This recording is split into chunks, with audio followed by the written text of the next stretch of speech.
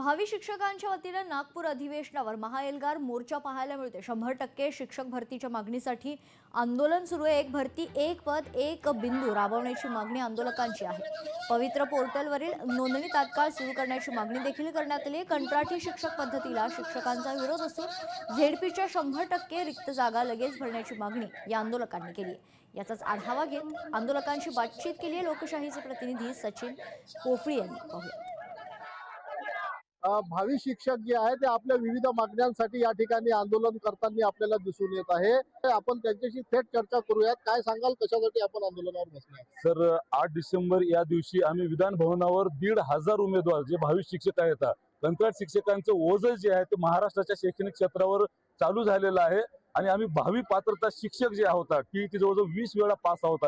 आम्ही मात्र बेरोजगार आहोत आणि रस्त्यावर उभा राहिलेलो आहोत आणि एका बाजूला अशी परिस्थिती असताना दुसऱ्या बाजूला आम्ही पात्र असून सुद्धा रस्त्यावर आलेलो आहोत। आम्ही विधान भवनावर मोर्चा काढल्याच्या नंतर माननीय शिक्षण मंत्री भुसे साहेब यांनी आम्हाला चर्चेला बोलवलं। आमच्या ज्या मागण्या होत्या, समूह शाळा योजना रद्द करणे, यावर तोडगा न निघाल्यामुळे आम्ही या धरणे आंदोलनावर बसलेलो आहोत। अधिवेशन काळ जरी संपला तर जोपर्यंत समूह शाळा योजना रद्द होणार नाही तोपर्यंत आणि कंत्राट शिक्षक भरती योजना रद्द होणार नाही, नवीन संस्थामान्यता धोरण जोपर्यंत रद्द होणार नाही तोपर्यंत आम्ही या ठिकाणाहून उठणार नाही। नक्कीच एकीकडे टीईटी रद्द करण्यासाठी शिक्षकांचे आंदोलन सुरू आहे, परंतु टीईटी करून सुद्धा यांना नोकऱ्या मिळत नाही, याकरिता हे आंदोलन करत असल्याचं दिसून येत आहे।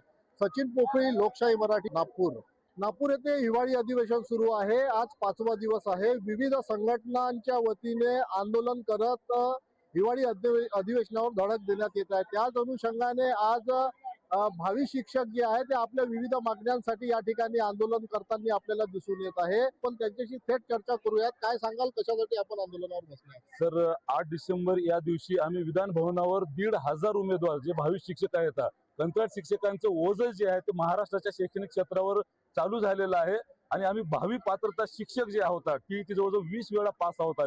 आम्ही मात्र बेरोजगार आहोत आणि रस्त्यावर उभा राहिलेलो आहोत आणि एका बाजूला अशी परिस्थिती असताना दुसऱ्या बाजूला आम्ही पात्र असून सुद्धा रस्त्यावर आलेलो आहोत। आम्ही विधान भवनावर मोर्चा काढल्याच्या नंतर माननीय शिक्षण मंत्री भुसे साहेब यांनी आम्हाला चर्चेला बोलवलं। लोकशाही मराठी ऐका, पहा, जागरूक रहा।